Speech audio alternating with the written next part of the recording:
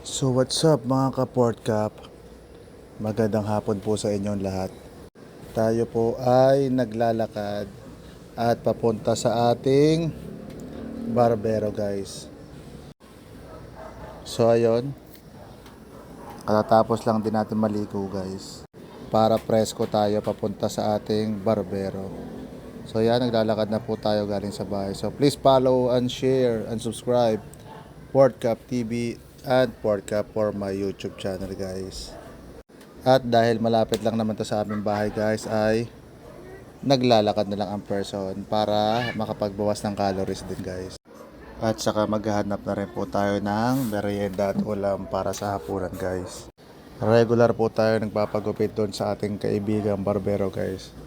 Siya po ay dating kagawad. At dahil Lunes bukas, mas maganda na yung bago tayong gupit guys para magandang tingnan at neat.